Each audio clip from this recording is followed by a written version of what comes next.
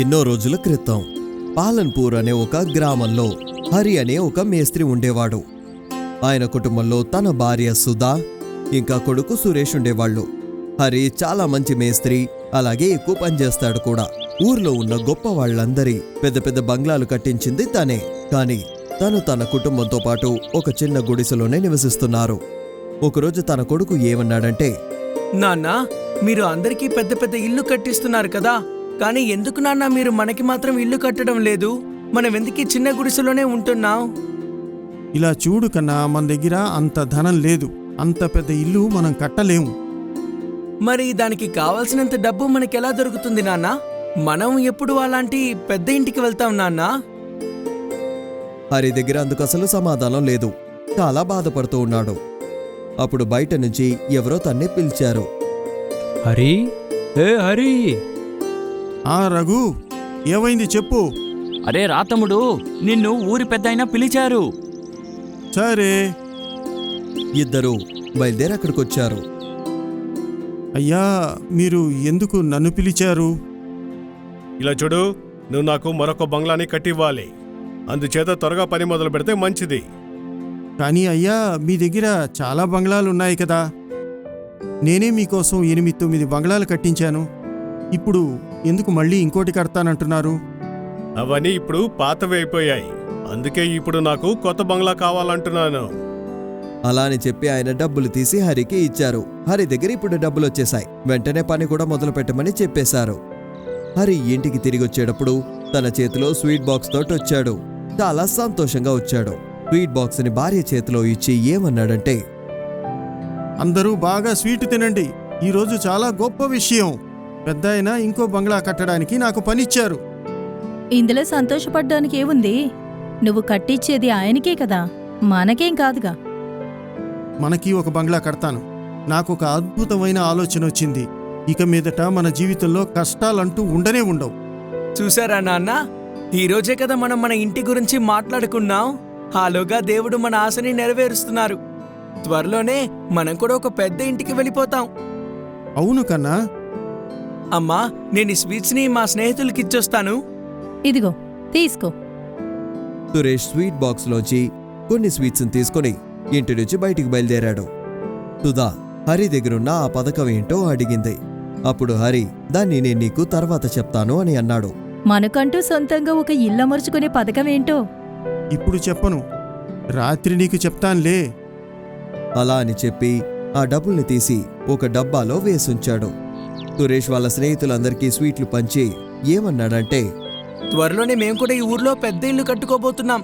ఆ తర్వాత నేను మంచి స్కూల్లో చదువుకోవడానికి వెళ్ళిపోతాను. పెద్దాకి ఇంజనీర్ అవుతాను. అప్పుడు పెద్ద పెద్ద బిల్డింగ్స్ కడతాను. సురేష్, నువ్వు ఇంజనీర్ అయిన తర్వాత మమ్మల్నంతా మర్చిపోకు. అలా ఎలా మర్చిపోతాను పింకీ? నువ్వు నా చెల్లెలివి కదా. నువ్వు నాకు రాఖీ కడుతూ ఉంటావు. నిన్ను ఎలా మర్చిపోతానని చెప్పు. ఆ తర్వాత మళ్ళీ ఇంటికి తిరిగొచ్చేశాడు. రాత్రి సురేష్ నిద్రపోతున్నప్పుడు హరి తన భార్యతోటి తన పథకం గురించి చెప్తున్నాడు. సుధా, ఈసారి నేను ఎటువంటి పథకం వేశానంటే, ఇప్పుడు నేను కడుతున్నాను కదా ఒక బంగ్లా, దాంతో కూడా మనకి ఒక ఇల్లు కట్టేస్తాను. అదే ఎలాగా?